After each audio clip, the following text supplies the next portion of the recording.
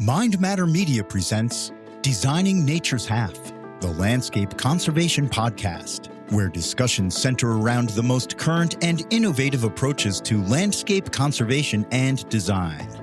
This is the show for stakeholders who want to adapt to the climate crisis, halt biodiversity loss, and change the world by designing sustainable and resilient landscapes through collaborative conservation action.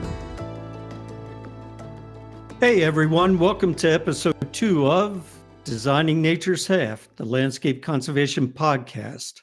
I'm your co-host, Rob Campoloni. And hi there, I'm your other co-host. I'm Tom Mewald. Hey, Rob. So this is our first episode where we have a guest. And so who do we have lined up this week? We actually have a great episode planned for today, Tom. Robin West is joining us to discuss climate change impacts and adaptation strategies on national wildlife refuges. As you know, Robin was regional chief for the refuge system in Portland.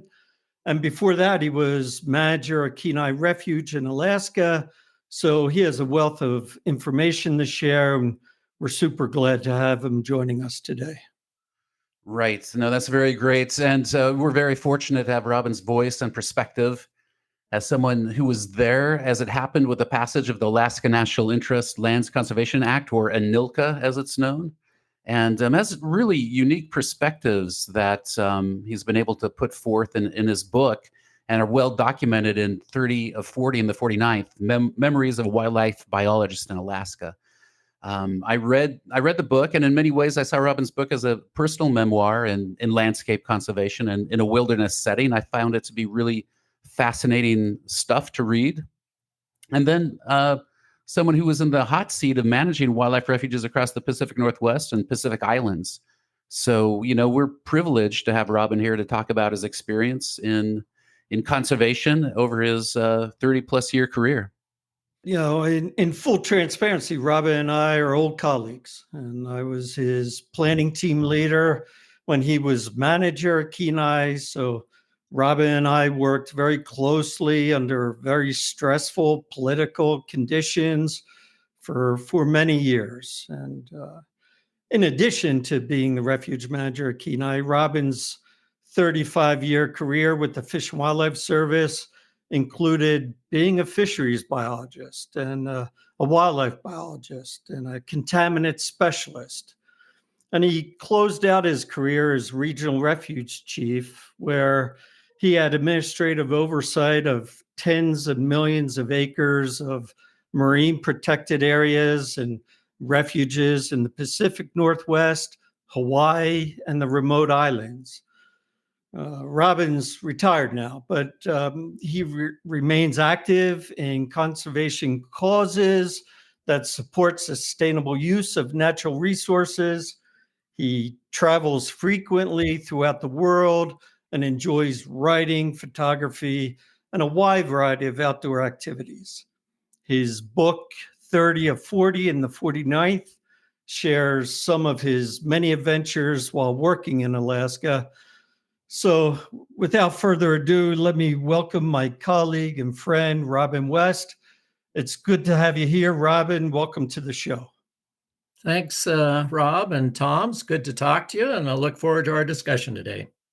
So before we begin, Robin, did I miss anything from your bio that you'd like to add or highlight? Oh, I think that'll get us started. I guess the big thing is I've been around long enough, blessed with a life that's seen a lot of change. And so 35 years working for the government gives one perspective, but 67 years walking the planet gives another.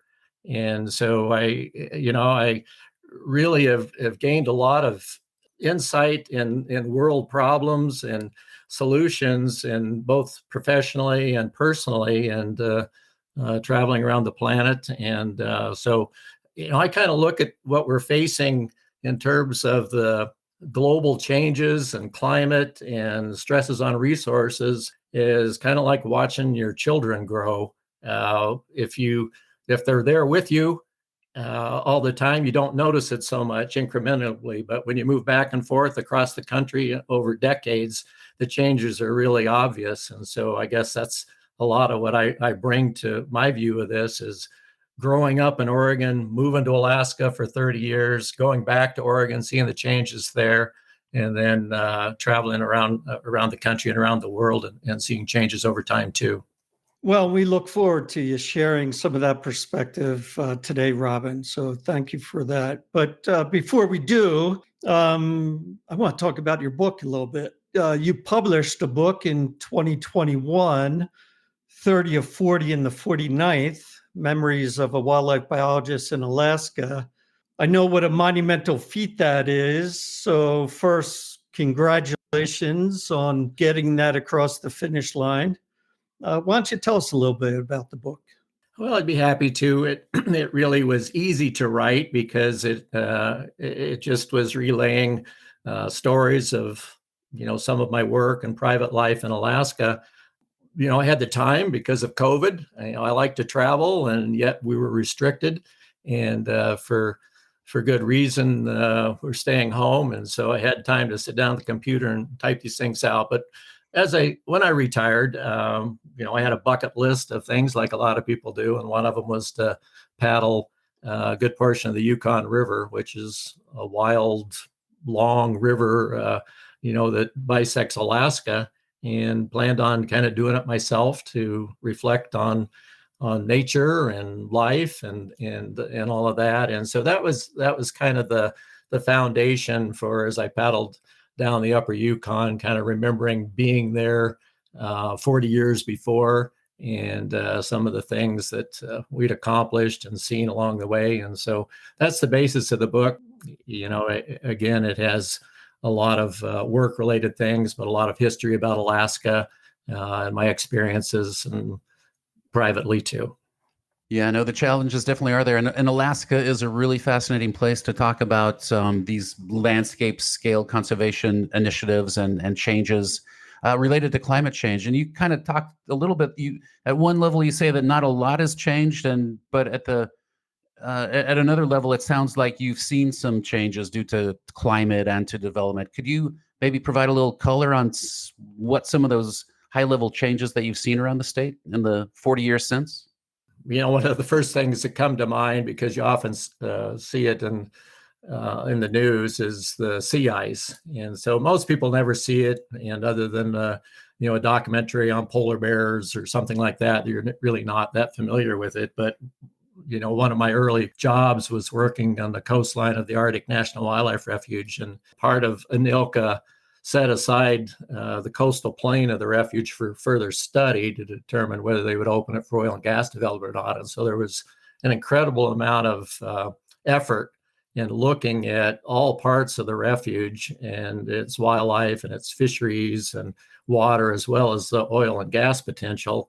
And I worked several years on the coast looking at fisheries and water issues. And I'll just say that in those years, and these are the early 1980s, we camped up there for months at a time in the summer and would lie awake at night with the ice crushing and moving and shifting the ice pack. And it was always, visible no more than a mile, perhaps, off the barrier islands. And if you went up there today in the summer, you wouldn't see any ice, and so I guess you could say, so what? But when you start looking at all the ramifications of photosynthesis under the ice, the melting of the permafrost, not just polar bears, but salmon and their life cycle, certainly the coastal communities and the people that live up there, the Inupiat people and the Yupik folks on the West Coast. We're seeing communities kind of slough off into the ocean, and we're seeing increased wildfires even in the north, and all of the warmer winters and ice conditions affect safety and travel, and so impact to subsistence uses, and certainly the cultural resources are being lost to all of the historic coastal development where folks lived right on the coastline it sloughs off and into the ocean, it's lost. And so, that's just one thing up north. As you move further south, there are certainly many more. we're going to focus in on the Kenai and the Pacific Islands, Robin, where you've spent a significant amount of time working to address issues, climate and otherwise. But in regards to the Alaska state of change, I mean, are you seeing any adaptation strategies that are attempting to address some of these changes? Honestly, I'm seeing a lot of discussion, and so I think people are becoming more aware at community meetings, and so you don't even have to agree on the causes of climate change. You can just look at the data and say, okay, things are warming, and if you don't want to talk about human post-industrial revolution carbon in the atmosphere, that's fine. You can ignore that and still recognize that things are warming and there are impacts. And so I'm seeing a lot of discussion in terms of planning and recognition that wildfire season's changing, insect infestation is increasing, permafrost is thawing, and therefore septic systems are failing and home foundations are failing in the north. And so we've got to do something. And we don't have to agree on why we're doing it, except we're trying to mitigate the impacts. In terms of actually seeing implementation of those plans, I've seen very little to date, but the discussions are increasing both for the human environment and for fish and wildlife. And talking about all those issues and these changes that we're seeing on the landscape, to me, landscape conservation is about being inclusive to the people living in the landscape and having representation, both with the public land management agencies, and there's industry that want to use the landscape, and then there's historically underrepresented populations that indigenous populations in the landscape too. Just going back to Anilka and what you were talking about in the history there, what were some of the repercussions for indigenous populations from that? Well, it would probably depend on who you talk to, but certainly the decisions made for Alaska Natives primarily made with the Native Claims Settlement Act in 1971 and not so much with Anilka in 1980.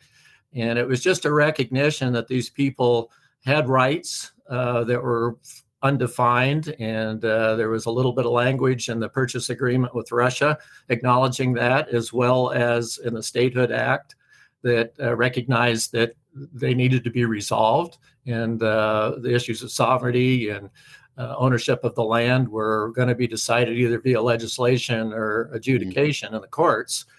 And the attempt was done in the Native Claims Settlement Act to do that, and created some for-profit corporations and conveyed a lot of land and recognized village corporations and so forth. And it's really unique in that, historically, the United States dealt with indigenous people with reservations, and Right.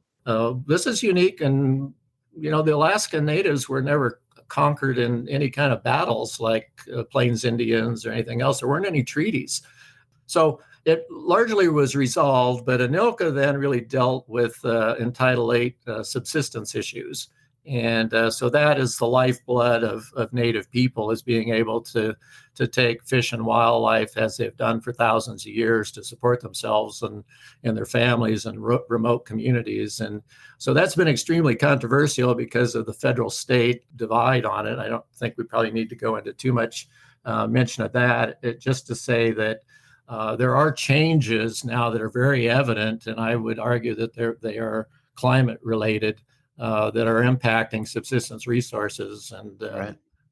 The Native community will benefit from Title 8 giving them preference, but if the stresses are such that caribou herds are totally declining or salmon are absent, then there really isn't any piece of legislation that's going to help either. So let's shift gears, Robin, and turn to Kenai Refuge. Can you give our listeners a 30,000-foot overview of the refuge for folks who haven't been there? Well, sure. Happy to. It's a little over 2 million acres and was created, actually FDR through executive order, established it just a few days after Pearl Harbor was bombed. So, it's a World War II baby, if you will, refuge, as was Kodiak. So it's pre-statehood, and it's been around a long time. It was originally the Kenai National Moose Range, and was set aside because of a unique, large variety of moose that is still very popular for people to come and see here. But Anilka expanded its purposes and changed the boundaries and created some new purposes for land management training, as well as conservation of all its fish and wildlife and its natural diversity. It set aside areas as wilderness. And Kenai is unique in that it's road accessible. It has large wilderness areas. It also has 2 industrial areas that has oil and gas development since the 50s. One could argue that one of the primary reasons that Alaska became a state when it did was because of discovery of marketable quantities of oil in the Swanson River area of the Kenai Moose Range at the time. And so it's had to manage for wilderness values as well as industrial use, and it gets over 1 million visitors a year. So there's all kinds of recreation and to manage with facilities maintenance and fire and all the biology that we're tasked to do here too. I'd like to hear more about the climate change impacts on the refuge and impacts since that CCP and the effectiveness of CCP under climate change. Sure. I think that, when the Refuge Administration Act was amended and required that comprehensive conservation plans be completed on a regular basis, it didn't really mention climate change per se, but it required that we look at all our uses and make sure they're compatible with our purposes and emphasize the purposes of the refuge mission and the individual refuges. And so since the Kenai, one of its primary purposes was to conserve all of its fish and wildlife and plants in their natural diversity, you have to know what the stressors are. And Kenai has been around long enough and staffed well enough that it had decades-long data sets that it could look at changes and make decisions on, kind of where it was headed and what the impacts to wildlife and people might be from that. So we kind of benefited more than maybe some newer refuges or those that didn't have a lot of the science to look at changes over time. And I guess I'll just mention a couple.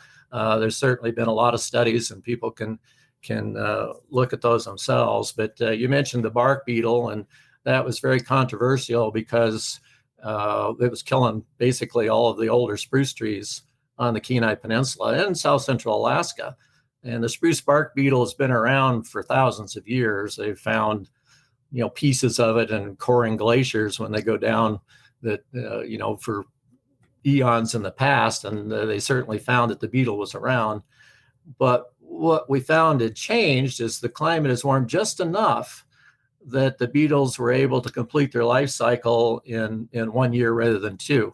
And so under normal circumstances, they seem to evolve by overwintering as larvae in under the cambium layer of trees and then fly the next year. But with just a few degrees temperature change, they could complete that life cycle in 1 year and fly and get into other stands of trees. And as such, we've seen an epidemic that basically killed white spruce and trees 60 years and older, peninsula-wide, over a few years, and changed the habitat greatly, created changes in fire risks and view sheds, and got people pretty excited. So that was one change that we documented. And just basically others was rising tree line from warmer climates up into the alpine, which affects sheep and goat habitat, caribou habitat, and that kind of thing, as well as drying of our lakes and ponds. We lost about 50%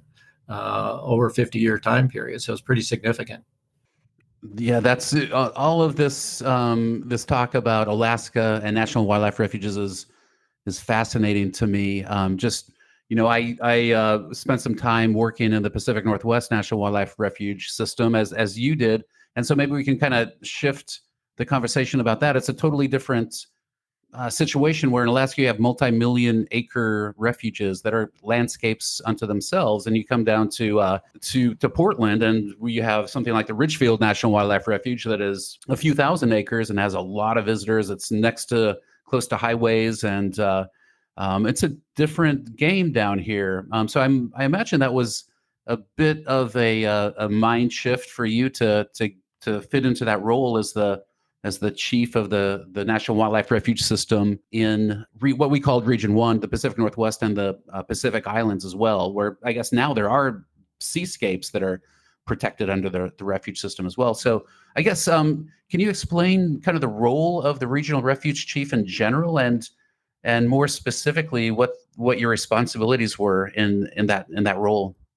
Fish and Wildlife Service has 8 regions, and each of the geographic areas has a chief of refuges for that area. And in the Pacific Northwest and Hawaii and the remote Pacific Islands, there were over 70 refuges that I had administrative responsibility for. And you mentioned the marine protected areas, because I think it's of note, really, that there's between 500 and 600 national wildlife refuges nationwide now that I think have about 95 million acres of land, but 700 to 800 million acres of marine. So all of that comes out of the Pacific region, obviously, and there are very large marine national monuments that were formed under the Antiquities Act that are part of the National Wildlife Refuge system, and very unique and wonderful places. The Papahana Makuakea National Monument. It includes Midway Atoll and all of its history and wonders of seabirds and sea turtles, and all of that is remarkable. And if you could ever get to Palmyra Atoll, it's 1,000 miles south of Honolulu with nothing in between, Right. 50 some islands in a extinct volcano that's one of the most pristine coral reefs left in the world. Some amazing resources out there that are part of the National Wildlife Refuge system. What kind of issues, concerns kind of kept you up at night, Robin, while you're working there in the Pacific region? Well, I guess it probably isn't too surprising. They really weren't that much different than Alaska. It's all the stressors and politics that come with managing large areas. And so, while on one hand it's very cold and in the north and warm out in the west, there still are remote areas that have unique resources and logistical challenges and unique history with indigenous peoples that we had to manage. And, since we're really talking about climate change, those issues were maybe even more evident to me in the last few years working in the Pacific, mostly because of sea level rise. And I'll speak about that a little bit, but I think also fire. When you think of Hawaii, you don't think of fire, but obviously the news has changed that some people's minds with the horrific fires that we've seen in the last year in Hawaii. And even in a declining budget, I remember the very last new position that I funded when I was the regional chief there was for a fire management position to work in collaboration with others in Hawaii. So it's drying and more brush fires, and it drastically affects, habitat that we're managing for forest birds. If you invest decades in growing a koa tree forest for native birds and you have it burn, that's not a good thing. So, looking at that was a major emphasis, but the sea level one is the one that I think, if I was laying awake at night, gave me the most concerns. And that's just because of melting ice and permafrost and just the science of water molecules being a little larger when they're warm. Sea level's coming up. And one of the decisions that I made when I was the regional chief was to abandon our research facility at French Frigate Shoals on Turn Island that we'd had staff since the 70s. And there was a World War II runway on it. When we get surges of storms, the Coast Guard would go in and land and take people off. And the last time they did that, they said they wouldn't do it anymore. And so we had to take people off the island. And so all of these remote atolls are very, very low elevation islands, and they are so critically important for haul out and nesting for millions and millions of seabirds. Albatross come to mind, but there's so many others, as well as sea turtles and endangered monk seals and that. And so when they're underwater, what are we going to do to conserve those species? And about the only thing you really can do in the long run is have access to and manage forelands and higher elevation islands and remove predators and fence them, because that's the limiting factor in the mainland areas. And in Hawaii is cats and mongooses and dogs. You can't have birds come ashore and nest successfully for several months when they have that kind of predation. And so it can be mitigated, but it'll take a lot of work and planning.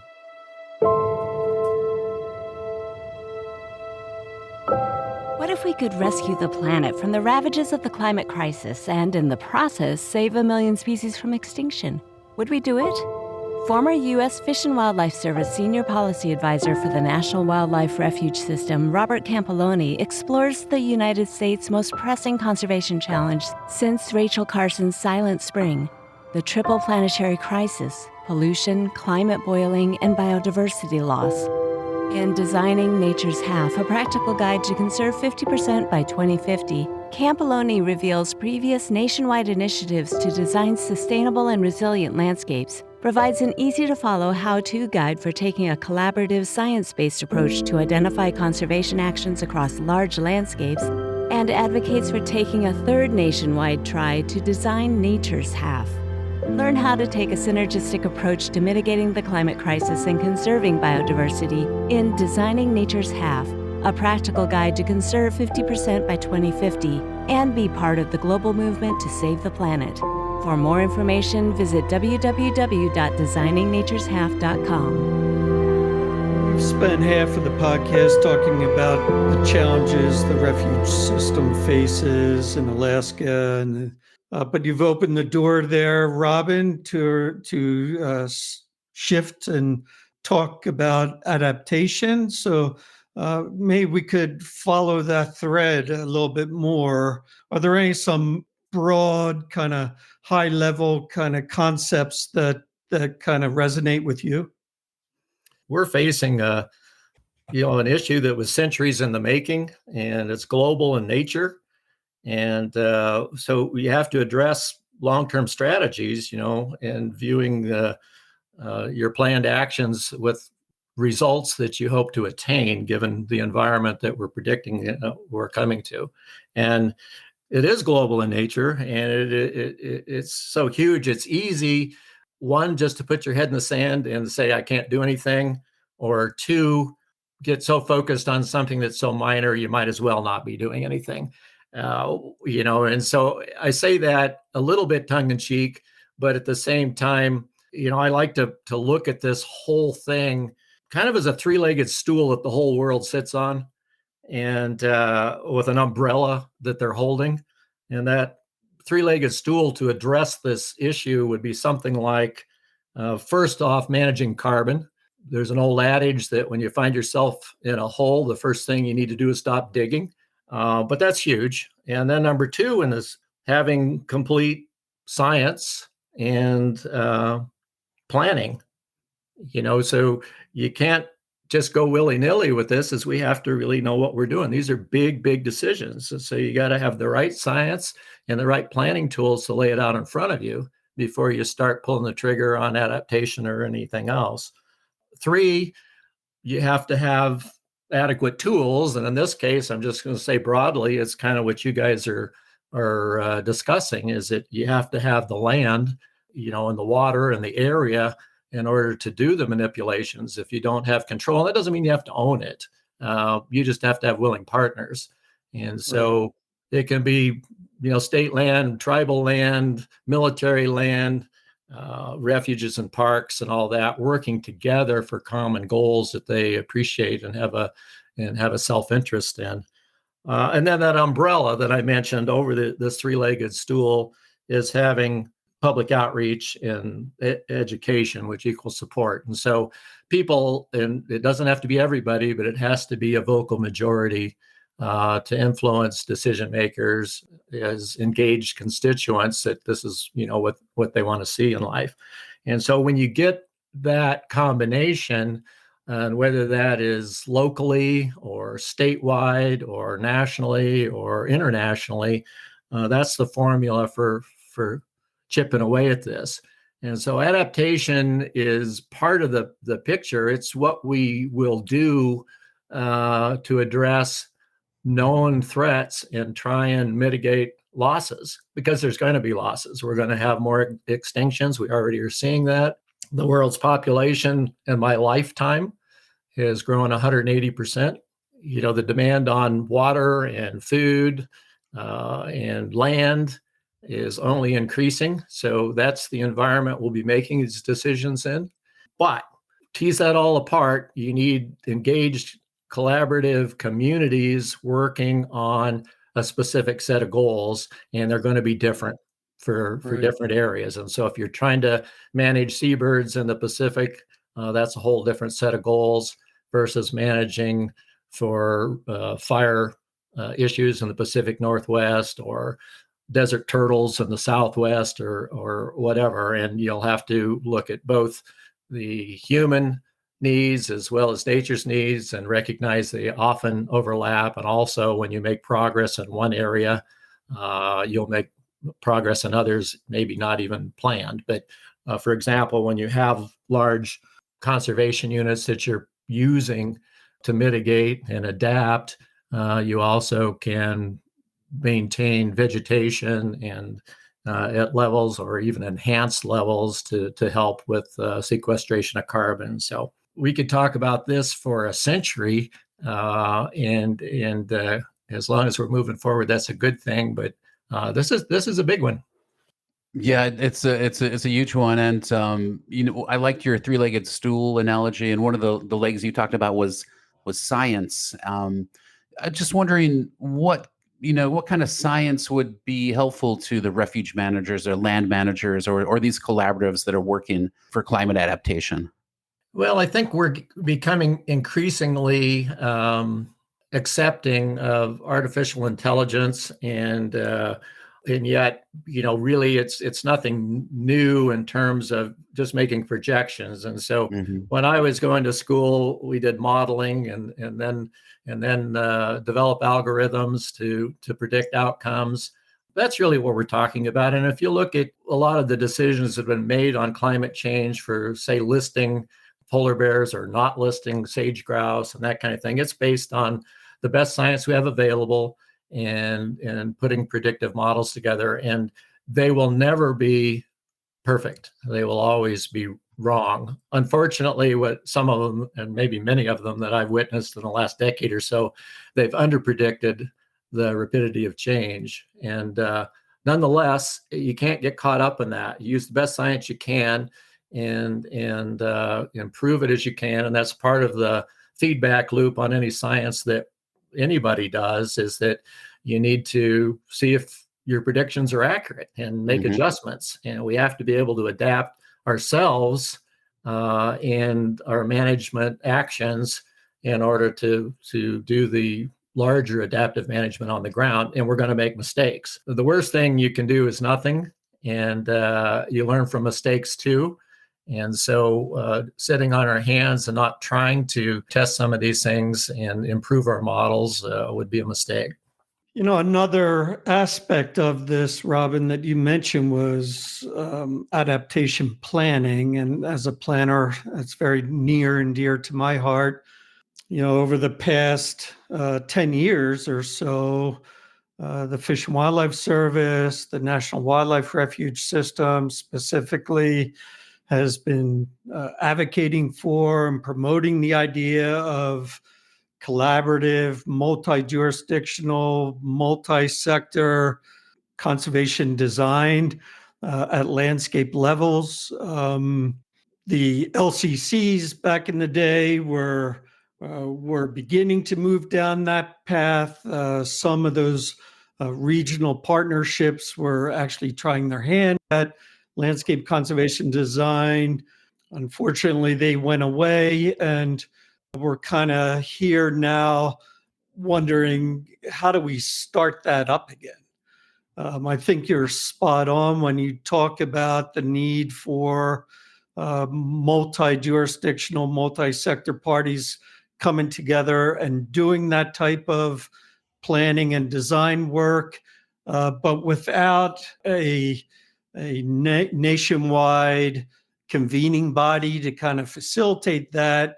It's kind of left up to landscape partnerships to kind of come together and begin to think about implementing a design process, which is a real challenge without some sort of ability to feel as if you're part of a larger network, the larger movement of collaboratives working together across the country, that when they all kind of roll up their data together at a nationwide level, we could say, okay, we know what we're doing. We could, as you mentioned, we could review our models and make sense of the data and make sense of the adaptation strategies that we're applying on the ground. But without that national kind of coordination, it becomes a little bit more challenging to be able to calculate our success. And I'm just wondering, from a refuge manager's perspective, or even as a regional chief's perspective, how you feel about the, my perspective on that. Well, certainly that's true, Rob. I mean, everything you said is, individuals working alone and in neighborhoods and even small community organizations are all valuable in affecting change. But in order to get the kind of change as fast as we probably need, we need larger communities and states and national coordination and planning and implementation, which will require public debate and likely legislation and maybe even international treaties. Nothing new, but challenging given the subject matter. I think that we've seen some good examples of how this has worked with successes at various levels. I look at the Fish and Wildlife Service's initiative with the North American Waterfowl Management Plan back in the mid-'80s, and we signed an agreement with Canada, I think in 1986, and then with Mexico later in 1994. And it is a national plan and then a North American plan, all focused on migratory birds and waterfowl. And yet it was broken down in subsequent years into joint ventures. And I think there's probably about 25 joint ventures that they mostly focused on habitat, that they were regional partnerships, focused on collaboration, didn't make anybody do anything. They looked at enlightened self-interest on their objectives, but governments were involved, certainly, but also NGOs, non-governmental organizations, and tribes and corporations and private citizens. And it all was really successful because it engaged others and built partnerships and developed cooperative spirit with industry.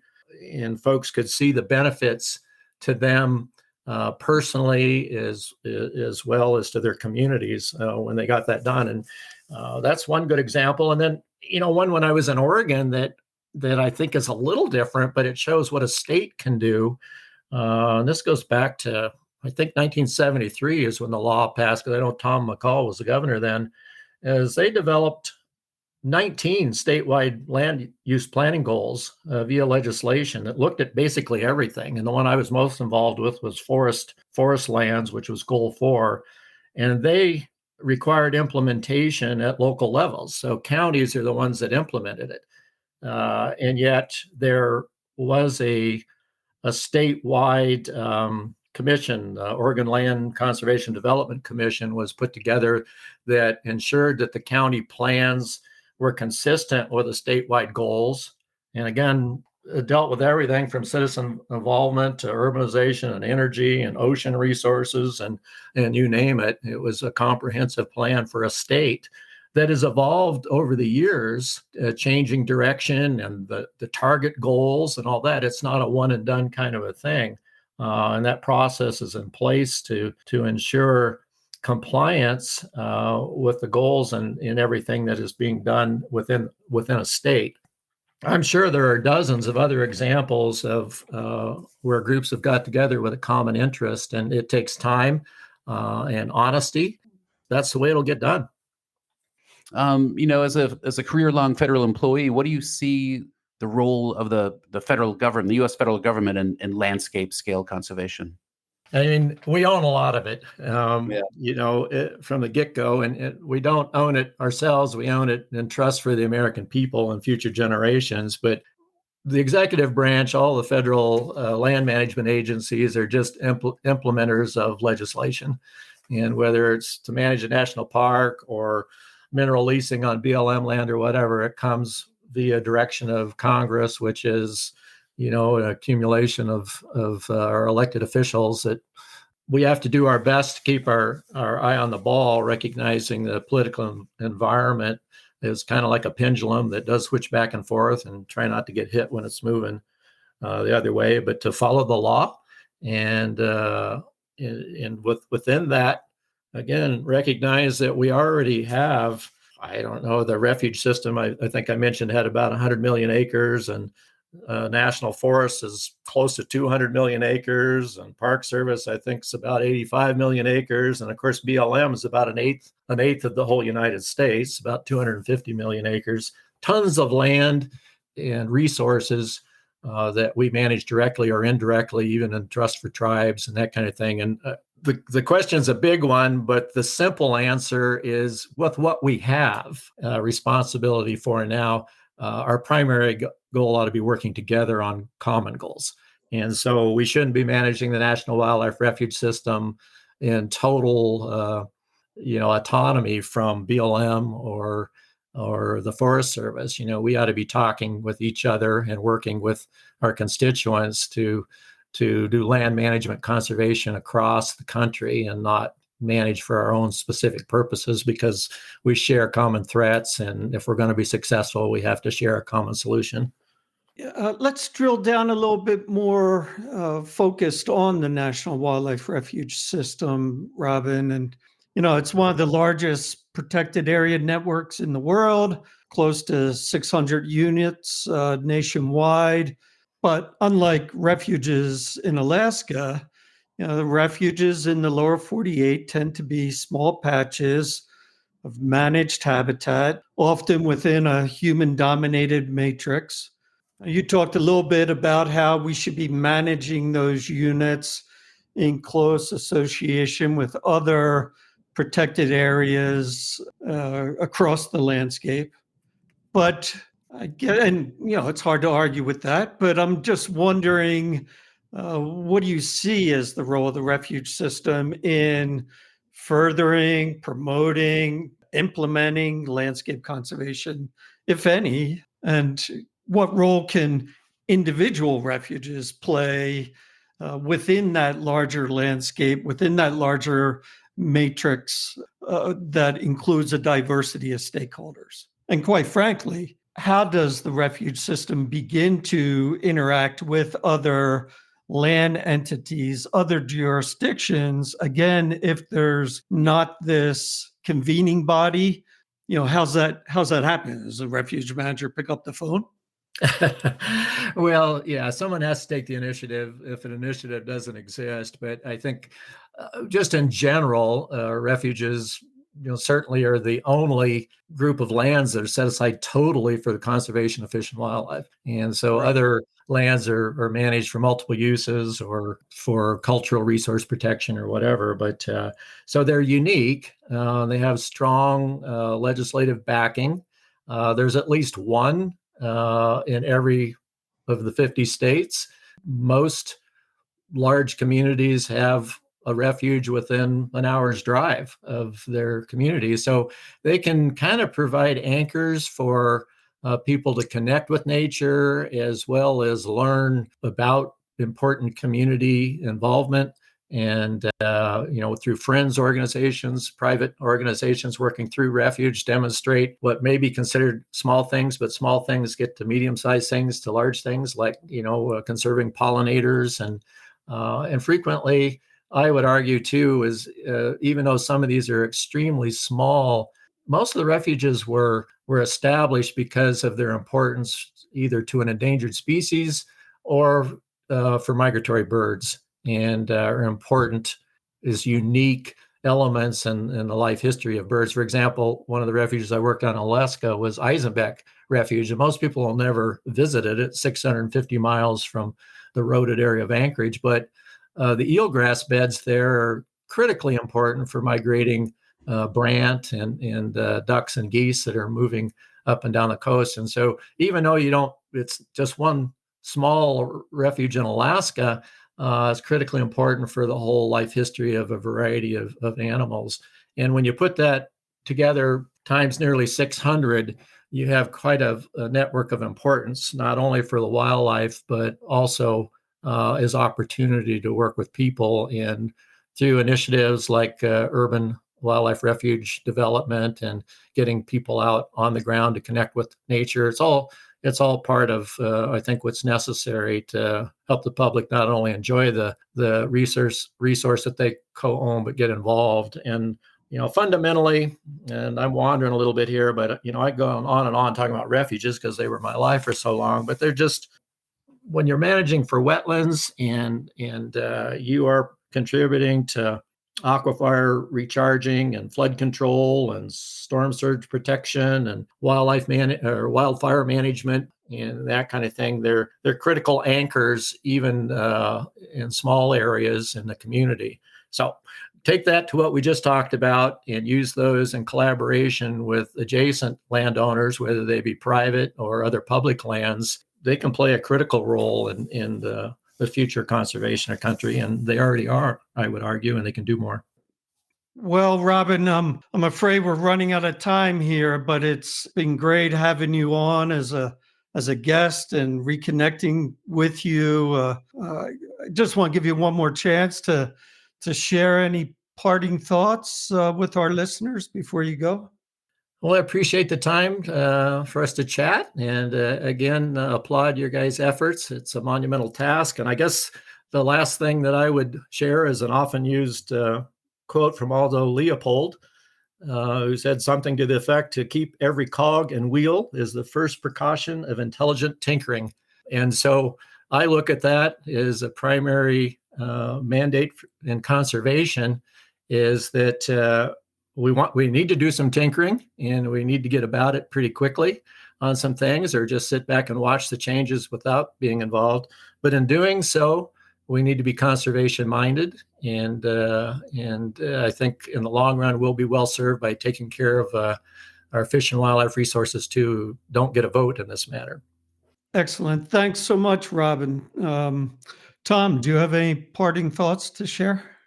Just that I really appreciated the conversation. I loved hearing Robin's thoughts about finding common ground, and I think that's how you do conservation at broader scale. So that was great to hear, and just the wisdom and of multiple years working on challenging issues. So thank you so much, Robin.